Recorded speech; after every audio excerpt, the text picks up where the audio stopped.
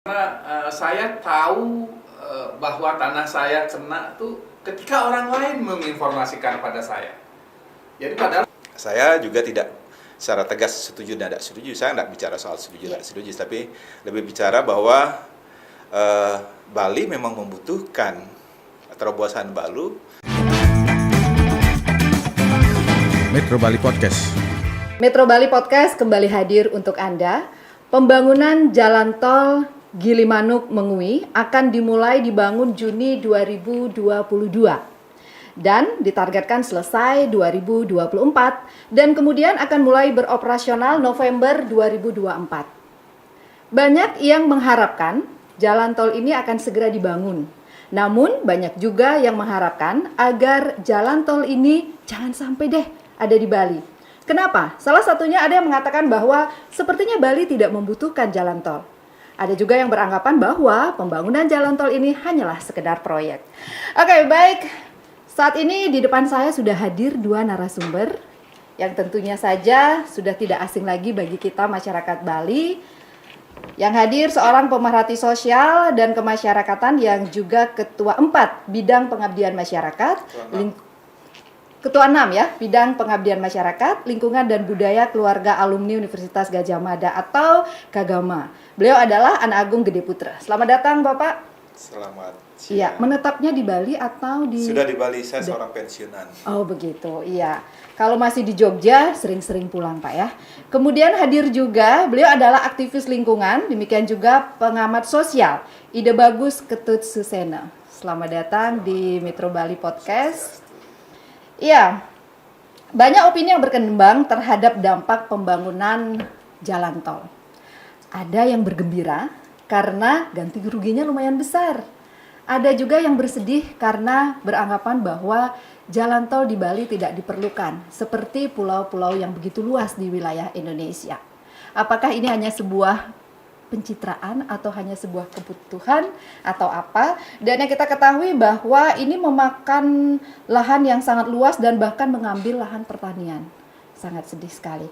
Oke, saya mulai dulu ke Bapak Ana Agung Gede Putra atau ke Bapak Ide Bagus Ketut Susena. Atau mau sama-sama? Kalau yang urut ganteng. Oh begitu, oke, baik. Saya baca di media sosial bahwa Pak Ide Bagus adalah yang tanahnya juga kena jalur itu. Waduh, akan banyak duit dong Pak. Bagaimana Niki? baiklah, terima kasih Metro Podcast, kesempatan yang bagus sekali untuk bisa memberikan sedikit ya pemahaman atau mungkin kita berbagi informasi tentang apa yang menjadi alasan saya untuk kemudian gencar menolak ya.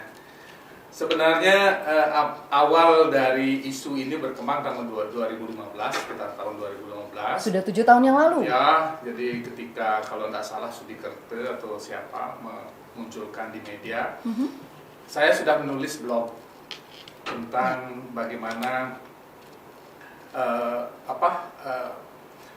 pandangan saya terhadap keberadaan jalan tol di Bali. Saya berpikir simpel, Bali ini tidak seperti Jawa, tidak seperti Kalimantan, tidak seperti Papua, tidak seperti Sulawesi, yang areanya sangat memungkinkan untuk kita permak sana-sini, bangun sana-sini infrastruktur. Ya. Jadi Bali sangat membutuhkan apa yang disebut dengan ruang. Jadi ruang inilah yang disebut dengan Palemahan, yang bagian dari Trite Carane. Ketika salah satu dari komponen ini tidak diperhatikan eksistensinya, maka dua hal ini akan mubasir ada. Jadi kalau Parahyangan bagus, Pawongan bagus, Palemahan tidak ada, itu Trite Carane ini tak ada artinya. Begitu juga sebaliknya, Parahyangannya kita eliminir, misalnya maaf ini bukan bermaksud mendiskriminasi. Seandainya kemudian ada ya sistem tatanan spiritual di Bali ini dirubah, walaupun Palemahan bagus, kemudian Pawongan kita kuatkan, juga tidak ada artinya, karena ada spirit di sini yang harus kita jaga. Begitu juga yang terakhir, apabila Pawongan kemudian kita tidak pedulikan, jadi artinya Trite Carane ini satu paket. Saya sering sebut sebagai satu paket. Ketika berbicara Palemahan harus berorientasi pada bagaimana dampaknya terhadap Parahyangan, bagaimana dampaknya terhadap Pawongan. Sehingga ini yang membuat tulisan saya itu di blog itu kemudian mensyaratkan bahwa jalan tol ini tidak perlu. Ya ujuk-ujuk kemudian saya ternyata kena gitu. Pada tahun belakangan ini saya baru tahu. Sebenarnya proses sosialisasi pun saya anggap tidak fair. Ya, kenapa Pak Ide Bagus mengatakan tidak fair? Ya karena apa? Karena saya tahu bahwa tanah saya kena tuh ketika orang lain menginformasikan pada saya. Jadi padahal sudah ada di list, sudah dikirimi surat. Dan anehnya klien Banjar saya yang memegang surat itu tidak mengkonfirmasi ke saudara saya, ke kerabat saya yang notabene mereka tahu di kampung gitu loh. Ya, apa mungkin mereka takut atau khawatir karena sudah jelas bahwa Pak Agus memang menolak begitu. Mungkin ya. Tapi kan namanya juga kita tidak bisa berprasangka gitu. Kalau masalah ketidaksampaian surat ke saya itu jelas itu sepertinya ada sedikit tanda kutip rekayasa gitu ya. Karena tidak mungkin lah orang klien juga nomornya ada di saya.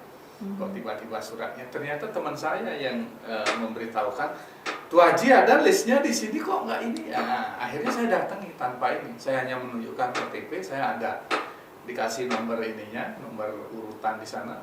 Saya hadir sosialisasi kedua mungkin. Ketika saya ada di sana tidak diberikan hak untuk berkomunikasi dua arah. Jadi hanya sosialisasi. Dan inilah proses yang saya anggap kurang fair dan sangat tidak sesuai dengan apa yang disebut dengan proyek besar. Jadi itu kemudian bergulirlah komitmen saya tetap. Saya bukan berbicara masalah ganti rugi, bagi saya uang berapa triliun pun diganti rugi dengan tanah saya 20 hari ini saya tidak akan bergeming. Dalam artian saya tetap konsisten pada penolakan. Walaupun ujung-ujungnya nanti misalnya saya kalah dalam proses ini ya saya serahkan kembali ke di atas gitu. Bahwa saya sudah berusaha sebagai orang Bali yang peduli dengan Bali, saya sudah menyuarakan. Ketika orang lain kemudian tidak menanggapi dan memberikan respon yang negatif atau mungkin respon yang terkesan meloloskan proyek ini, ya saya kembalikan ke yang di atas. Bahwa Ratu Utara, saya sudah melakukan sesuatu. Sekarang tinggal Ratu Utara mantan. Jadi begitu. Dan dari sosialisasi itu, apakah yang hadir saat itu di desa Pak Gus misalnya, mereka ada yang menyampaikan hal yang sama dengan Pak Gus? Bahwa mereka sebenarnya juga nggak setuju gitu. Jujur, mereka hanya melihat karena terus terang kalau yang namanya sosialisasi kan ini mungkin sisi, tidak tahu sisi strategi atau politik, harga tidak dicantumkan. Jadi mereka sebenarnya intinya satu bagian tertentu dari mereka ini adalah masih melihat harga. Kalau suatu saat itu misalnya seperti berita yang kemarin itu kompensasinya dari ribuan hektar ini cuma 3 triliun, kemudian kalau dibagi dengan angka yang ini didapatkan kurang lebih 30 juta per hari. Itu artinya Bali dijual murah kalau orang yang berpikir secara nominal gitu loh. Sedangkan NJOP rata-rata di sana ya kalau di negara kebetulan tanah saya NJOP-nya memang 10 juta. Tapi kalau kemudian kita lihat ya kalau dibilang sebagai ganti untung katanya, ganti untung ya. Bukan ganti rugi. Bukan ganti rugi, saya kira kata itu kurang tepat. Kalau memang mau memberikan untung kepada orang ya mungkin harus memang memikirkan kehidupan dia, beli tanah pengganti berapa. Karena otomatis kalau mencari tanah pengganti di sekitar di sana dengan sekarang segitu tidak cukup gitu ya. Sekarang sudah isu penjualan atau ganti rugi ini orang akan menaikkan harga. Itu otomatis. Karena dianggap sudah berefek strategis. Apalagi gitu ya. Orang tahu oh ini dapat jualan dari tol, ayo naikin harganya. Gitu. Itu otomatis pasar itu. Sepertinya memang nurani yang harus berjalan di saat kita menghadapi situasi seperti ini ya Pak Gus ya. Saya bergeser ke Pak Ana Agung Gede Putra Pak Nge. Kalau kita teliti lebih jauh lagi dampak yang akan muncul ketika tadi berbicara tentang harga yang kemungkinan naik di Mengui saja misalnya, ketika ada posisi strategis orang sudah beranggapan bahwa ini akan menjadi akses ekonomi. Bagaimana menurut Pak Agung? Baik, saya terima kasih karena tiba-tiba menjadi pengamat sosial ya. Lama di perantauan pasti menyaksikan bagaimana Bali Ya, setiap waktu ya, Pak, saya ya? hanya mengamati dari jauh ya, Iya. bahwa menjadi pengamat sosial tidak apa-apa. Karena salah pun tidak apa-apa, kan sosial itu setiap waktu punya periode yang membuat statement kita kemarin benar besok jadi salah Iya. gitu. Saya melihat lepas dari soal setuju dan tidak setuju. Di konteks di Bali kita mengenal bicara tuak labuh gitu ya. Tuak labuh. Tua labu. Kalau sudah tuaknya labuh udah nggak bisa dipungut lagi gitu. Iya. Artinya apa? The show must go on kan gitu. Karena kemarin saya dengar hari Rabu sudah groundbreaking kan, Iya. groundbreaking. Artinya apa, ini proyek sudah semestinya sudah dalam perencanaan yang luar biasa. Apapun proyek di Indonesia bahkan di dunia selalu menimbulkan efek dan pro kontra gitu loh. Kalau dulu Borobudur dibangun, LSM sudah ada, AMDAL sudah ada, mungkin tidak berdiri itu Borobudur kan gitu kan. Tapi faktanya hari ini kita dengan penuh kebanggaan kita melihat Borobudur.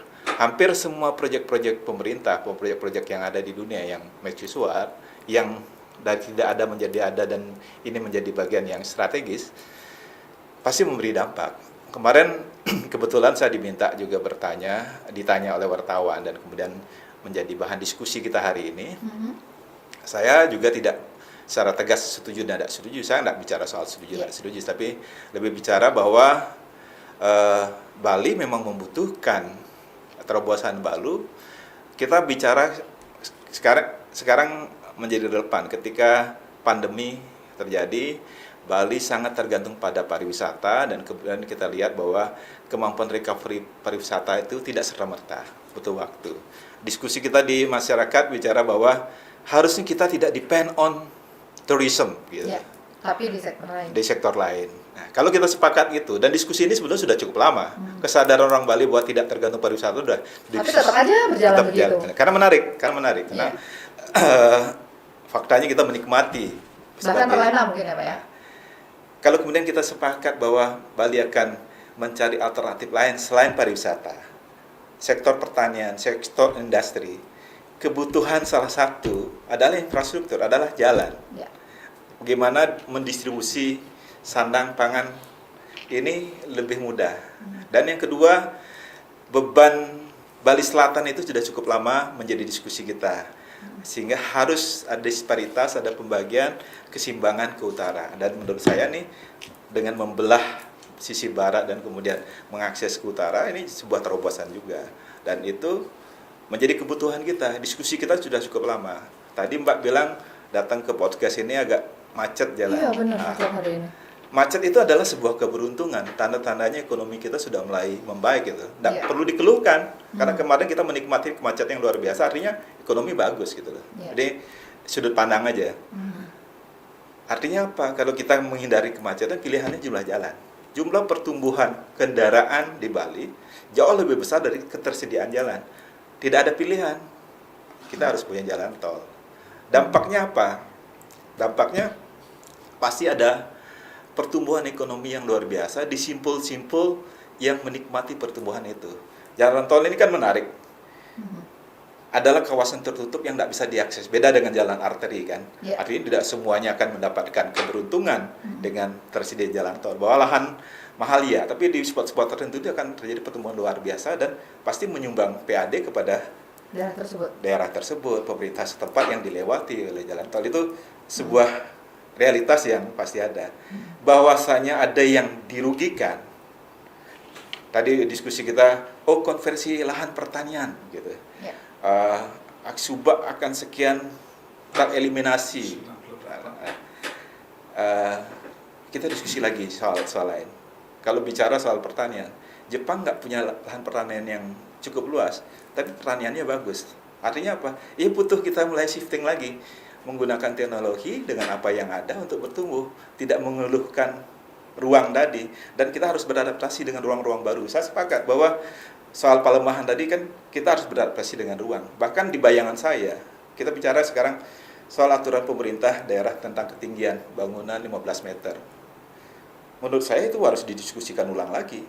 Karena apa? Pada waktunya nanti, karena ini berbenturan. Satu sisi kita nggak boleh naik ke atas, tapi begitu landed house mengambil ruang-ruang pertanian mengkonversi jadi perumahan, jadi persoalan baru karena berkurang jumlah pertanian kita. Jadi dilematis semuanya Pak ya, Tapi ke atas. kebutuhan Mhm. hunian semakin meningkat, sehingga harus ada diskusi nih, mendiskusikan ulang tentang aspek ini gitu loh. Bayangan saya suatu saat nanti Banjar, kalau sekarang kita ngelihat Banjar itu adalah ada dalam sebuah hamparan, ada Balai Banjar, sekelilingnya adalah rumah-rumah penduduk, tersentral ada Balai Banjar. Besok mungkin sebuah Banjar itu adalah sebuah building, lantai 10, di lantai sekian ada pemerajaannya, di lantai sekian adalah ruang pertemuannya, anggota Banjarnya ada di dalam. Artinya apa? Kita harus beradaptasi dengan ruang untuk mendefinisi lagi. Apakah akan jadi diskusi seperti ini? Iya, pasti ada diskusi. Tapi tadi perubahan adalah sebuah keniscayaan bahwa ada manfaat yang luar biasa. Kita menunggu. Kita harus berhenti menyesal dengan pilihan-pilihan kita menolak ya. Kemarin dengan kejadian MotoGP di Mandalika.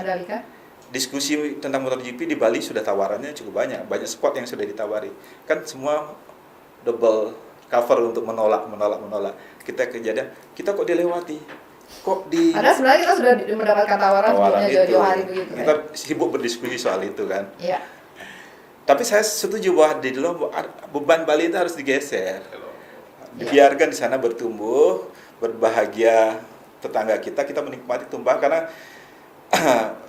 bangunan seperti MotoGP itu tidak cukup dengan infrastruktur saja, butuh dukungan kultur, dukungan perilaku sosial masyarakat yang terbiasa menerima tamu dan sebagainya. Kita memiliki itu gitu. Ya, dan mereka harus siap berubah begitu siap berubah juga. Ya, Pak Anda Agung, jika Bapak sampaikan tadi dari pengamatan Bali yang seharusnya semua harus bertumbuh seperti itu. Jepang saja tidak memiliki lahan untuk agraris seperti sekarang, tapi mereka bisa bertumbuh. Tetapi banyak yang mengatakan bahwa sesungguhnya kita belum siap untuk menerima kondisi tersebut, karena sering sekali pembangunan yang terjadi di Bali. Saya contohkan saja seperti GWK misalnya.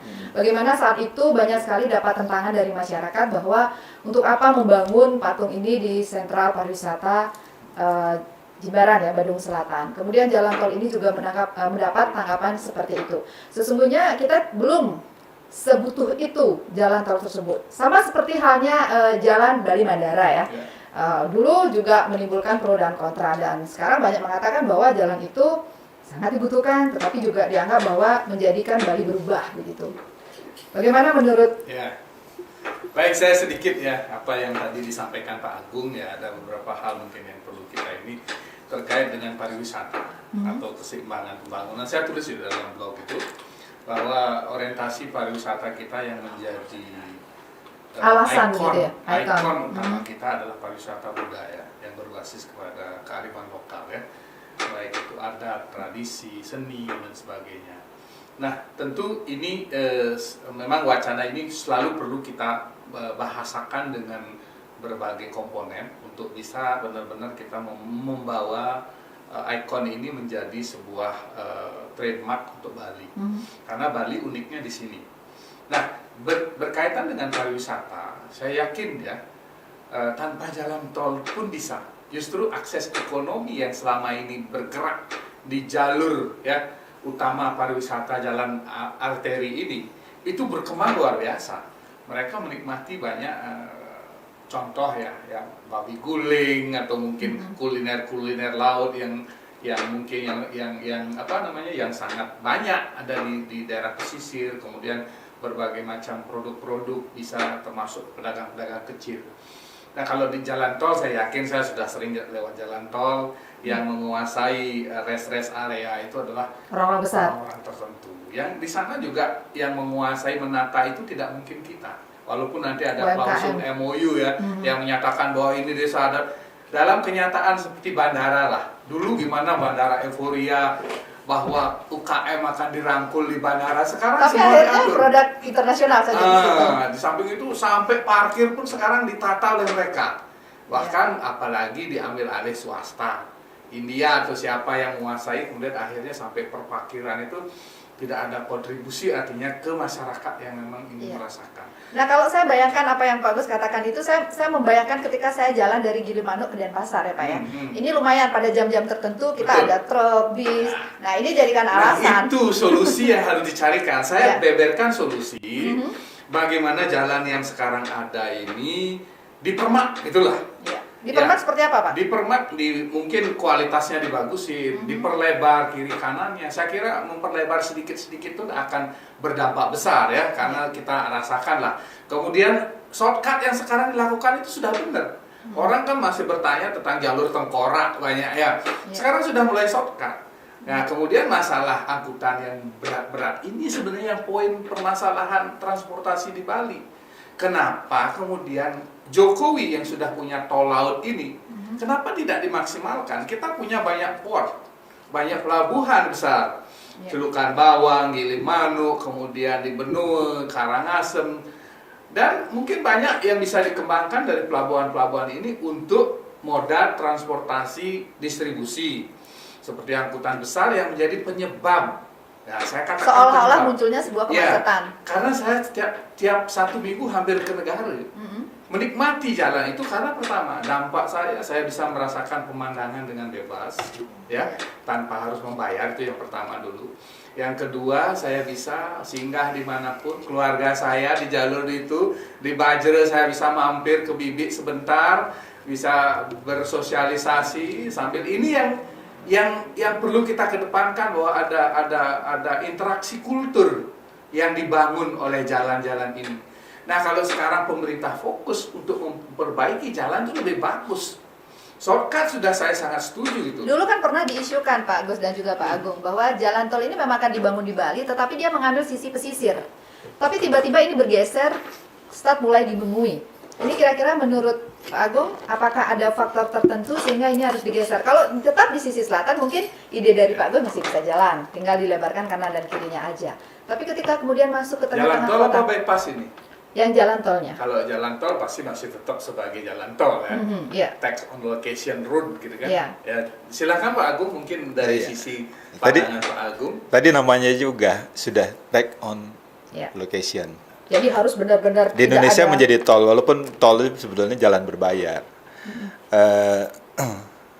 Tol ini 2.700 tahun, saya googling itu sebelum berangkat ke sini, sudah terminologi sudah muncul bahwa sudah ada jalan yang berbayar itu dari Babilonia ke sebuah tempat itu orang berbayar, bahwa kemudian di dunia sekarang beberapa jalan besar bebas hambatan itu tidak semuanya berbayar, karena berbayar itu menggantikan investasi yang ada. Nah, tadi kan ketika ada bayaran paling berhitung secara ekonomis kan, kapan balik nih modal kan gitu kan.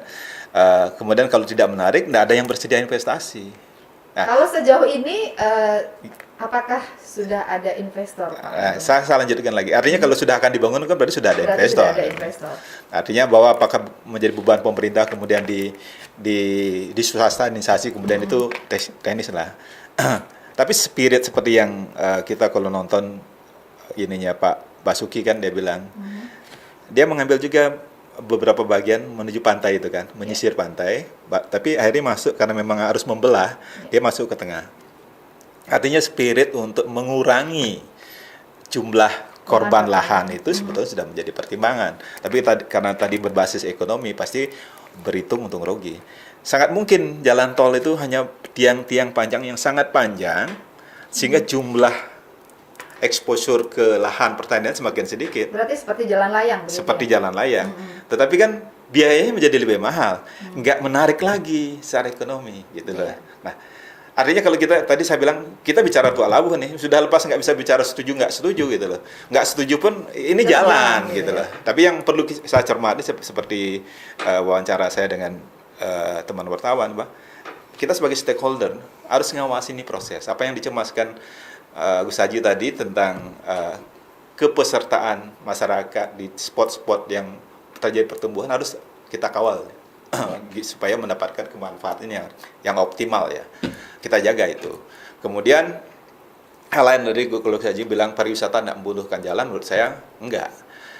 Berdasarkan experience saya ketika menjadi pegawai bank melakukan pembiayaan di Bedugul, nggak menarik investasi di Bedugul. Bangunan hotel apapun nggak bakal laku. Kenapa? Karena jarak tempuhnya jauh, tidak seksi bagi wisatawan. Beda dengan daerah lain ya. Beda dengan daerah selatan, turun dari pesawat terakses. Bahwa ide bandara Di Singaraja itu adalah sebuah terobosan. Karena apa? Tadi memudahkan akses. Pariwisata membutuhkan jalan, membutuhkan waktu terbuang di jalan. Memang ada solusi, misalnya sampai perjalanan di titik berikutnya itu di mobil angkutannya disediakan pijat kaki, refleksi misalnya, sehingga orang tidak merasa capek sampai tiba-tiba sampai tujuan.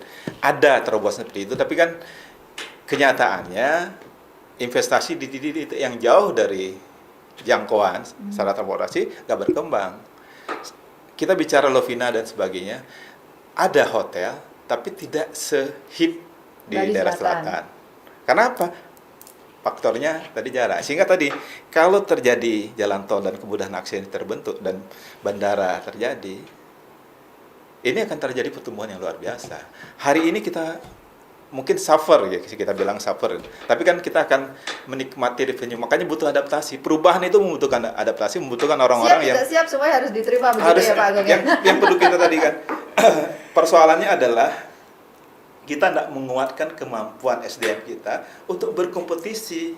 Nggak bisa kita tidak fair bahwa karena ada di kampung di situ terus nggak dikasih pekerjaan. Kompetisinya harus diperkuat gitu. Sama dengan tenaga kerja di Bali barangkali dalam sektor pariwisata. Nah, itu bahasa yang tidak siap itu dibilang tadi kan sudah disebutkan. Makanya kita harus bangunlah SDM kita kuatkan sehingga siap berkompetisi. Dengan jalan tol ini kan menjadi harapan seperti Pak Agung tadi sampaikan, antara Bali Selatan dan Bali Utara itu tidak akan ada jurang pemisah. Akan berkurang, akan terjadi keseimbangan barulah. Apakah solve semuanya? Menurut saya pasti ada persoalan sosial yang baru, kan peristiwa sosial menimbulkan masalah sosial. Itu kalau kita cermati Pak Agung dan juga Pak Agus, ini disebutkan bahwa waktunya ini kan sangat cepat ya Pak ya. Sekarang sudah proses sosialisasi, kemudian juga ditargetkan selesai 2024. Saya nggak bisa bayangkan kerjanya seperti apa nih 2024 hingga 2022 ke 2024. Nah kalau situasinya seperti ini, kalau ada anggapan dari masyarakat bahwa ini keburu-buru gitu. Soal keburu-buru tadi saya belum mau jawab juga, bahwa Mbak tadi juga bilang harusnya belum sekarang saatnya. Saya kebetulan di bank bisnis konsumer saya tangani, membiayai orang beli rumah dan sebagainya, KPR gitu. Untuk memiliki rumah itu caranya ada dua. Satu, kita menabung sampai uang terkumpul, baru beli rumah. Atau beli rumah dulu, cicil 15 tahun gitu loh. Celakanya kalau kita memilih menabung dulu, ketika hari ini rumah harganya 450 juta gitu. Terkumpul duit 450 juta 10 tahun kemudian, nggak usah 15 tahun. Rumahnya sudah nggak harganya 450 juta, itu masalah. Udah berlipat-lipat harganya. Udah berlipat-lipat. Sehingga kita nggak bicara menunggu kesiapan. Ini momentum ini. Momentum untuk berubah, momentum untuk bergerak maju. Kalau nggak kita eker-ekeran seperti ini terus gitu loh, nggak bergerak, nggak berubah gitu loh. Ya, dengan lahan yang cukup banyak yang harus diambil ini ya, dari pertanian kemudian menjadi jalan tol, Subak menjadi tidak yang dibangun jalan, bahkan tadi membuat jalan, memperbaiki jalan, melebarkan saja pasti mengorbankan. Pasti ada korban gitu loh. Pasti ada korban. Kita nggak usah bicara di situ, kemanfaatan jangka panjangnya, sustainability-nya. Kita bicara nih, Bali ini sudah kalau saya umpamakan ini sebuah pulau yang bebannya di selatan, ini bisa tenggelam nih, miring dia. Nah, kita bagi ini sekarang biar berimbang dia, biar normal lagi. Kemudian distribusi kemanfaatan pertumbuhan ini akan seimbang. Sebarannya semakin baik, semakin banyak yang kaya, tidak hanya sekelompok orang tadi Gus ini bilang, dan semua kita belajar berproses, memperbaiki kemampuan kita, berkompetisi kita dengan baik. Gitu. Sering sekali pembangunan seperti halnya jalan tol dan juga pembangunan sektor pariwisata, seperti halnya Bali Selatan, adanya dulu BTDC atau ITDC saat ini. Itu mungkin menjadi satu gambaran juga bagaimana Bali di sisi itu ternyata dikuasai oleh dalam tanda kutip bukan orang Bali seperti itu. Kute salah satunya juga, kemudian daerah yang lain. Adakah kecemasan itu yang akan terjadi menurut pandangan Pak Gus? Jelas, jadi kalau tadi disinggung mengenai hanya pariwisata kita fokusnya ya, saya tambahkan sedikit bahwa pemerintah sekarang harus mulai bergeser mengembalikan ke identitas asli Bali. Dasar dari semua ini adalah pertanian. Hanya saja sekarang sejauh mana pertanian itu benar-benar diperhatikan kan? Harga beras, harga gabah masih sangat rendah, kemudian biaya untuk pengolahan pertanian itu sangat tinggi. Ini tidak diperhatikan gitu loh. Kalau memang kemudian ujug-ujug kita melihat sesuatu yang berbau modernitas tanpa kita siap secara sumber daya, mungkin juga secara ini. Yang jelas Bali ini kecil, gitu loh. Bali ini kecil. Kalau kita lihat dari sisi ininya, luasan lahan yang akan terdampak itu sangat luas, gitu loh. Sangat luas. Apalagi kemudian seperti tadi dikatakan kalau berbicara masalah keseimbangan pembangunan, justru tol ini akan menjadi bencana bagi keseimbangan pembangunan. Karena jalan ke negara Denpasar ini cepat. Tamu tuh bisa nggak nginep, nggak akan stay di negara. Gimana kita bisa? Katanya mereka langsung loncat, bisa hanya melewati saja. Orang begitu, nanti ke negara bisa misalnya 1 jam gitu dia, sampai di negara sudah hotel yang memang paling berpengalaman untuk melayani saya di Badung, ya kembali ke Badung. Nah, ini yang perlu difikirkan bahwa kesiapan bagaimana di negara itu infrastruktur. Kemudian secara ini ya, kemudian objek-objek wisata dibenahi, kemudian fasilitas pariwisata. Justru dengan tol ini saya khawatir keseimbangan ini justru akan semakin berat di sini. Bandara sekarang idenya sudah ada, itu kita dukung gitu loh. Justru tanpa harus tol, kalau bandara ada ngapain lagi ada tol? Orang nanti langsung destinasi ke Bali Barat, misalnya lewat Sumber Kimo contohnya. Itu sudah menjamur tuh Karangasem wilayah pesisir, kemudian Bali bagian barat itu sudah terjangkau oleh bandara kalau memang bandara gitu loh. Nah, tol ini akan mubasir gitu. Karena apa? Itu jangkauan tadi. Kalau orang sudah merasa bahwa jarak tempuh itu dekat, cepat, apalagi nanti ada misalnya fasilitas transportasi cepat gitu misalnya. Orang tidak akan berpikir stay di negara. Apa yang didapatkan orang negara dari pariwisata ini? Sepertinya Pak Gus sedih ya kalau wilayahnya hanya dilewatin saja gitu ya Pak Gus ya. Length of stay itu malah nol di sana gitu. Orang berpikir hanya bisa menikmati nonton mengepung sore-sore, habis selesai acara balik. Iya. Gitu kan? Sama gitu. mungkin dengan bagian lain seperti Tabanan misalnya. Mereka hanya melihat matahari tenggelam, setelah itu balik ke daerah. Itu yang terjadi itu ya. Itu perubahan traffic. Contoh yang lain sebetulnya sedang terjadi, sedang dibangun juga tol ke Jogja kan. Di Jogja cukup lama tuh bertahan. Mungkin Gus Suseno di sana cukup banyak jumlahnya. Gitu. Bertahan cukup lama, walaupun akhir kata sekarang kan sudah mulai terbuka. Implikasinya hampir sama. Kalau tidak ada jalan tol, Jogja itu dari dulu sudah bertumbuh dengan budaya dan sebagainya. Tetapi trafiknya luar biasa kemacetannya. Seperti Bandung yang setiap Sabtu Minggu terjadi kemacetan. Ini membutuhkan jalan tol. Betul, length of stay-nya tidak akan bertambah. Tapi ketika mudah diakses, ini terurai. Orang akan mudah balik. Lebih banyak yang berkunjung, tapi terjadi sebaran, dia cepat balik. Yang butuh tinggal dia tinggal, yang butuh balik dia balik. Kalau kemarin kan orang berhenti di situ itu karena sudah perjalanan panjang, capek, terpaksa tinggal. Ini malah akan mengurai nih. Tapi jumlah trafiknya akan meningkat pasti. Kenapa? Ada kemudahan akses. Contohnya sekarang di Surabaya, orang dulu ke Solo tuh jauh. Tapi sekarang dengan jalan tol 2 jam, jadi orang bisa bosan nih makan di Surabaya, hanya untuk makan ke Solo, makan tengkleng, sorenya balik. Saya mengalami ketika saya tinggal di Surabaya. Artinya apa? Ini accessibility ini, kemampuan mengakses titik ke titik ini menjadi penting. Ini kan terjadi pertumbuhan. Akhirnya orang Surabaya belanja ke Solo, orang Solo tidak berhenti belanja di Solo untuk relaksasi dia. Gampang sekarang Surabaya. Itu orientasi orang bisnis loh. Nah, ini kan. Jadi pertanyaannya adalah ketika itu ada sebuah keseimbangan, kemudian ada pembangunan. Berarti di Jembrana harus dibangun pembangunan infrastruktur yang menunjang. Fasilitasnya penunjangnya harus dibangun. Sebuah konsekuensi ekonomi kan. Ketika traffic meningkat ini ya uang, pertumbuhan gitu loh.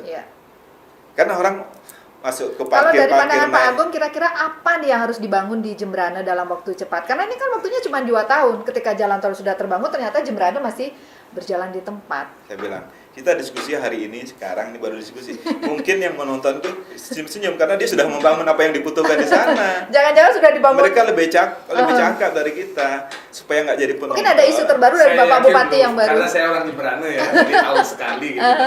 Jadi seperti yang saya katakan di awal, masih berkutat pada ganti rugi.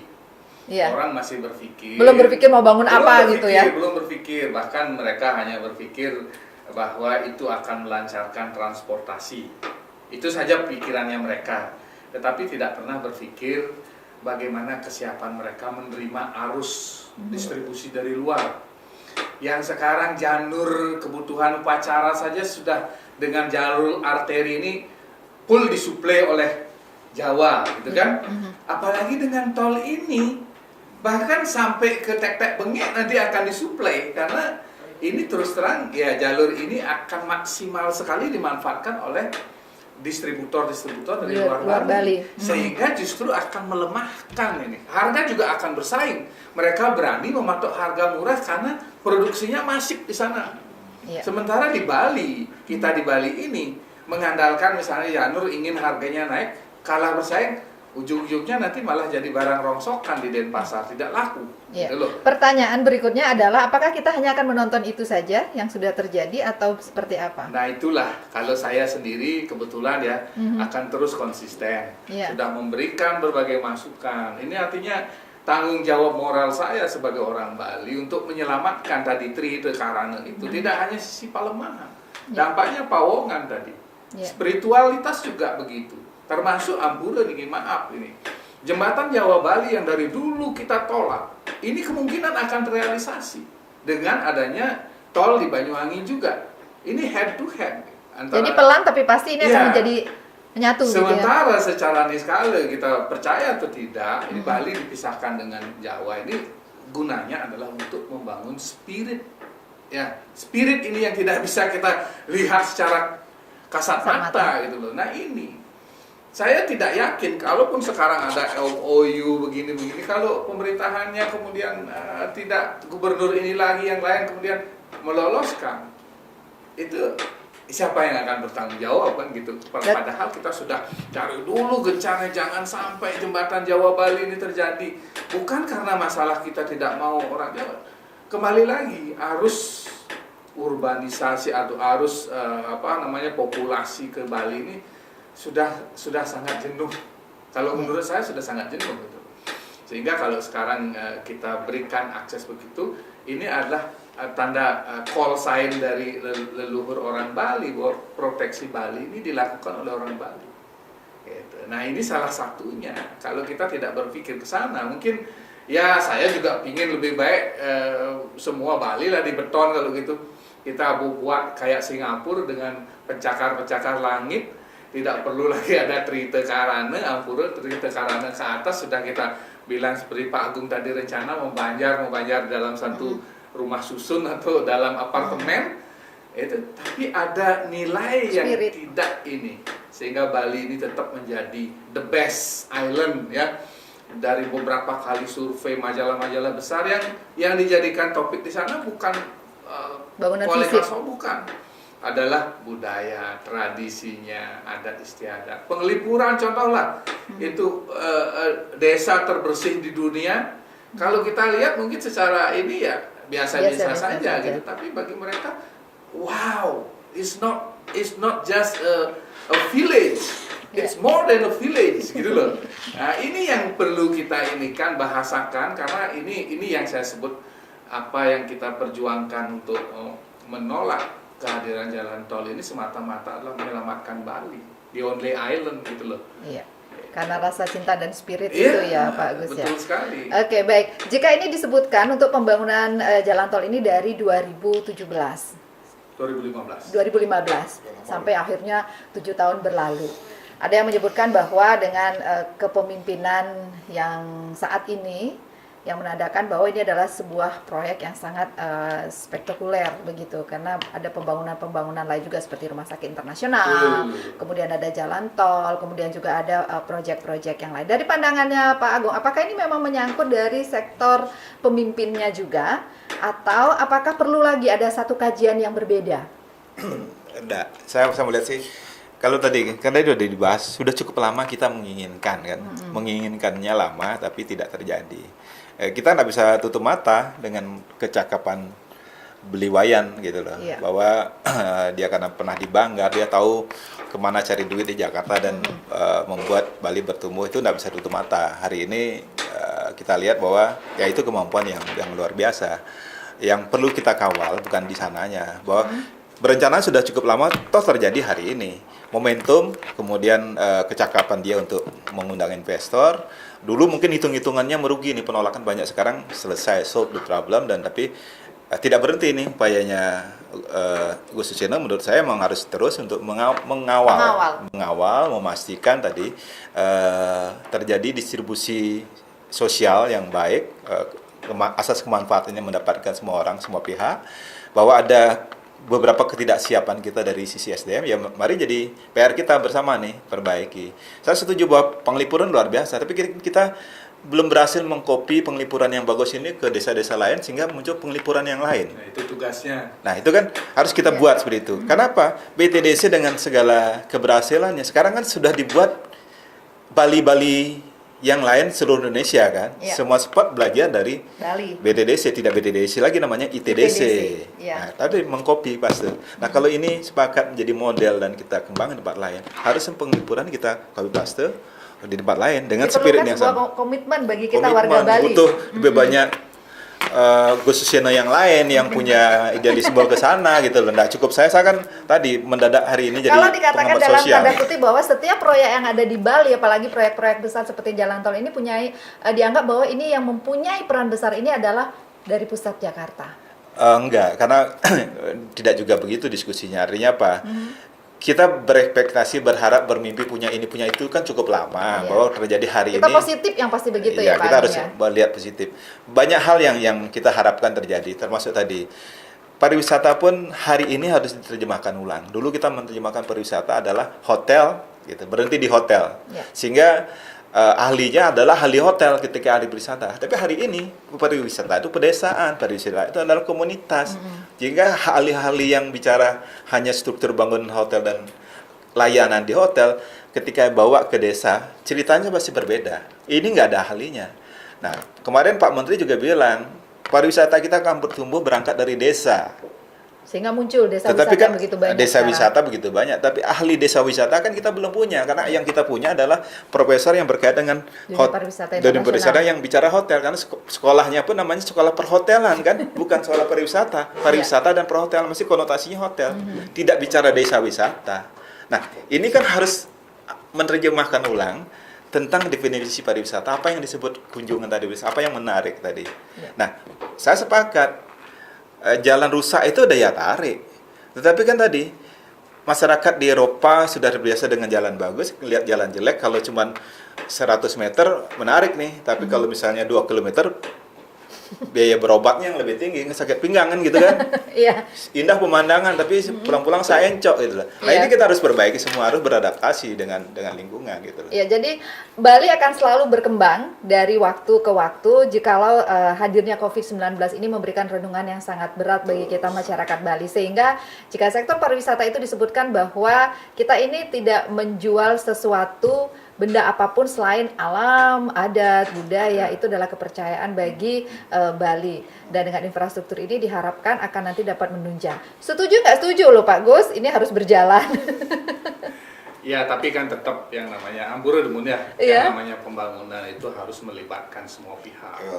Tidak hanya kemudian berpikir secara politis, saya harus dalam era kekuasaan saya harus banyak membuat bangunan-bangunan fenomenal. Yang kita tahulah banyak bangunan-bangunan akhirnya yang dari era sebuah kepemimpinan mangkrak atau mungkin tidak berfungsi setelah menghabiskan banyak biaya. Contohlah ada di negara itu namanya Anjungan Cerdas yang di daerah Rambut Siwi. Itu lahan sawah produktif yang sangat subur di sana. Jadi kemudian tidak terlalu cerdas berarti. Iya, jadi Anjungan bisa diganti namanya jangan Anjungan Cerdas ya. Goblok jadinya gitu loh. Jadi ini yang saya maksudkan. Jadi harus berpikir bahwa pembangunan itu harus melibatkan berbagai pihak. Tidak serta-merta ujuk-ujuk kemudian tiba-tiba seperti yang saya katakan tadi, saya tidak pernah tahu tanah saya terkena dampak, orang lain yang memberitahukan. Ini artinya kan ada misinformasi ke bawah. Saya yakin dari 8.000 orang pemilik lahan yang kena dampak, tidak semuanya dapat informasi yang benar. Tidak semuanya dapat informasi apa itu tol, bagaimana itu kompensasi lahannya bagaimana. Mereka orang desa yang lugu-lugu, yang hanya kadang-kadang berpikir ya nanti beli lagi. Nah, sementara ada satu janji yang dijanjikan oleh pihak pelaksana proyek ini bahwa akan dibangun pertanian baru menggantikan ini. Sampai sekarang belum ada ini. Walhi sudah mengatakan bahwa tidak ada pernyataan yang kemudian mengatakan bahwa akan ada ganti lahan untuk pertanian sebagainya, dan saya yakin tidak mungkin. Kalau diganti lahan itu kira-kira diganti di wilayah mana? Dibuatkan sawah baru. Kalau sawahnya hilang, sawah baru. Ya, saya tumben dengar ini ada sawah baru. Yang biasanya saya dengar kan alih fungsi lahan dari sawah jadi rumah. Iya, kalau membuat sawah itu kan di Bali normal ya. Kalau daerah-daerah perkebunan dikonversi jadi sawah. Tapi bisa nggak kemudian sistem subak yang sudah ada itu kita copy paste begitu seperti kita hanya membuat bangunan? Nggak bisa. Itu ada spirit sana. Itu yang saya sebut sebagai tadi. Nah, yang terakhir tadi satu hal yang menarik, mungkin ini yang perlu banyak orang Bali kemudian ngeh ya, bahwa kita kadang-kadang berpikir bahwa kualitas pembangunan itu dilihat dari fasilitas modern ya. Dari hal-hal yang berbau infrastruktur gitu ya. Padahal bukan itu. Di Bali itu kita sudah punya namanya pariwisata budaya berbasis komunitas. Itu yang diagungkan oleh Gubernur Bali Mantre dulu. Bahwa komunitas harus dilibatkan dalam pariwisata itu, sehingga apa yang disebut tadi ada sekolah perhotelan itu sudah menyalahi. Itu sudah berpikir bahwa pariwisata hanya hotel gitu loh. Padahal desa wisata, kemudian orang-orang sumber daya yang memang mengembangkan desa wisata ini yang perlu. Sehingga masyarakat dimanapun desa wisata itu ada akan mendapatkan kontribusi dari pariwisata yang dia kembangkan. Saya kira itu jauh lebih menarik dari sirkuit Mandalika gitu loh. Karena mereka tidak dapatkan di mana. Di Eropa banyak sirkuit, tapi di Bali mereka ingin melihat, saya ingin bersentuhan dengan komunitas Bali yang memiliki keunikan satu-satunya di dunia. Kalau ini hilang terus bagaimana? Kita hanya berpikir kemudian harus cepat pariwisata hanya sebagai sebagai simbol. Ini menjadi sebuah renungan bagi Metro Bali Podcast tentunya yang menyaksikan kita untuk direnungkan lebih jauh lagi. Dan menerima ataukah menolak, namun yang pasti ini semua sudah dipersiapkan. Jika saya baca di sini bahwa ini ada 3 perjalanan begitu ya Pak ya, dari Mengui, kemudian menuju dari Gilimanuk Pekutatan, kemudian Pekutatan Soke, kemudian Soke Mengui. Dan ini tentu saja akan berdampak kepada 97 subak yang tentunya ini butuh perenungan lagi ya Pak ya. Untuk kemudian apakah ini harus diambil sebuah solusi kesiapan daripada masyarakat Bali. Mungkin ini sudah cukup lama kita berdiskusi. Saya mohonkan dari Pak Agung ini, kapan ke Jogja Pak Agung? Atau mau tetap di Bali nih? Diawasin ini. Sudah pensiun. Sudah pensiun ya. Laskar tak biasanya kalau lama di luar Bali itu ya Pak ya, pasti banyak sekali pengalaman yang sangat-sangat luar biasa yang bisa kita ketahui. Nah, adakah satu hal yang benar-benar harus disiapkan setelah nih menyaksikan Metro Bali bagi masyarakat sekitar di sana Pak Agung? Sehingga mereka bisa memberanikan diri untuk menyampaikan kepada pihak terkait, oke, apa yang harus kita persiapkan seperti itu. Atau statement lah begitu Pak. Ya, sebetulnya secara normatif kan kita berharap ada involvement masyarakat. Keterlibatan masyarakat dalam berbagai proses tadi, sehingga nikmatnya pembangunan ini tidak hanya tadi Bagus bilang tidak hanya ke Jakarta, tapi masyarakat setempat yang pertama mendapat proporsi. Tapi catatan berikutnya, contoh sekarang konteks pembangunan kan membutuhkan banyak sekali tenaga kerja untuk membangun itu. Tenaga kerja kita di Bali kan gangguannya cukup banyak, ngayahan banjar, kemudian piodalan dan sebagainya, sehingga pada proyek ini kan harus day by day, net by net, tidak boleh berhenti berjalan. Nah, ini juga jadi persoalan baru, sehingga kalau pilihannya kemudian menggandeng teman-teman kita di seberang sana, itu ya sebuah konsekuensi gitu. Nah, ini agak susah kita debat persoalan ini. Oke, di situ ada proses beradaptasi yang harus kita perbaiki semua. Yang kemudian berikutnya adalah spot-spot penting tadi, harus melek rest area dan sebagainya. Ya mari mengangkat peluang dan kesempatan masuk dari sekarang, diskusi mulai sekarang, dikawal oleh teman-teman stakeholder semua untuk memberikan kemanfaatan kepada mereka. Ini kan jadi ekspektasi gitu lah. Apakah in the real game akan seperti itu? Persoalannya kita lihat nanti kan. Di lapangan seperti apa begitu ya. Gitu. Baik, terima kasih Pak Anda Agung Gede Putra. Demikian juga Pak Ide Bagus Ketut Susena. Luar biasa apa yang kita diskusikan kali ini. Mungkin ada yang mau disampaikan lagi Pak. Sepertinya ada pesan khusus ini dari Pak Gus nih. Iya, satu saja agar dipertimbangkan lagi pembangunan ini. Ya siapapun yang mempunyai akses untuk kemudian membatalkan, saya tetap akan berjuang untuk pembatalan ini, dan kita bersama-sama membangun dengan mencari solusi, bukan kemudian mencari masalah baru. Ya. Itu saja. Baik. Mari bangun Bali dengan mencari solusi, bukan dengan mencari masalah baru. Terima kasih. Oke, baik, terima kasih. Ya, Metro Bali Podcast, Bali Pulau Dewata yang sangat cantik, yang dicintai oleh dunia. Tentu saja adanya rencana dibangunnya jalan tol di Bali, setelah kita diskusikan di Metro Bali Podcast ini akan memberikan banyak pertanyaan dan sekaligus banyak jawaban dan banyak harapan pula. Cinta kita kepada Bali, kembali kepada kita, masyarakat Bali, untuk Bali yang kita cintai dan kita banggakan. Terima kasih, kita akan berjumpa kembali di Metro Bali Podcast berikutnya. Metro Bali Podcast.